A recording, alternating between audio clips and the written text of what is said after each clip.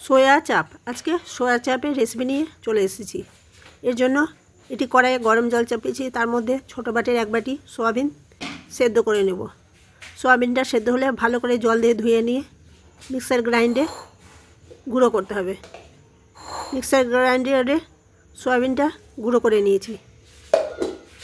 এবার তার মধ্যে বাইন্ডিংয়ের জন্য যাবে আটা। গমের আটা নিয়েছি ছোটো বাটির 1 বাটি। এরপরে যাবে বেসন, সেই বাটিরই হাফ বাটি।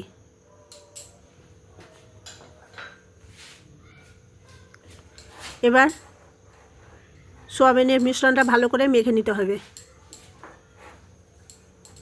যেসব বন্ধুরা ইউটিউব থেকে ভিডিওটি দেখছেন তারা ভিডিওটি দেখার সঙ্গে লাইক, আত্মীয় পরিজনের সাথে শেয়ার, তার সঙ্গে সাবস্ক্রাইব অবশ্যই করবেন। বন্ধুরা, আপনাদের জন্য দৈনন্দিন নিত্য নতুন রেসিপি নিয়ে চলে আসি। আর যেসব বন্ধুরা ফেসবুক থেকে ভিডিওটি দেখবেন তারা পেজটিকে ফলো করবেন। সোয়াবিনের আটাটা ভালো করে মেখে নিয়েছি। এবার ওখান থেকে লেচি কেটে বেলবো। অল্প শুকনো আটা নিয়েছি, সে আটা দিয়ে বেলে নেব।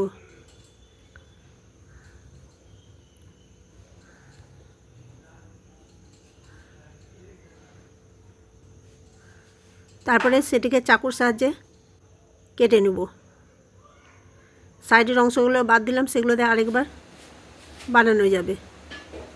এবার আইসক্রিম স্টিক জলে ভিজিয়ে রেখেছিলাম 10 মিনিট। সেই আইসক্রিম স্টিকগুলোতে সোয়াবিনের যে আটার মিশ্রণটা আছে সেটিকে প্যাঁচিয়ে নেব, ঠিক যেরকম দেখানো হচ্ছে ওইভাবে প্যাঁচে প্যাঁচে সমস্ত সোয়া চাপগুলো তৈরি করে নেব। 2টো করে দিয়ে আমি এখানে করেছি। সমস্ত সোয়া চাপের স্টিকগুলো একই রকমভাবে গড়ে নেব।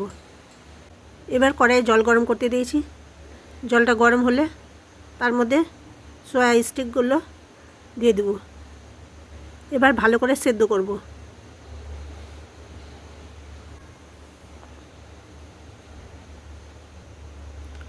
জলটি ধীরে ধীরে ফুটে উঠেছে,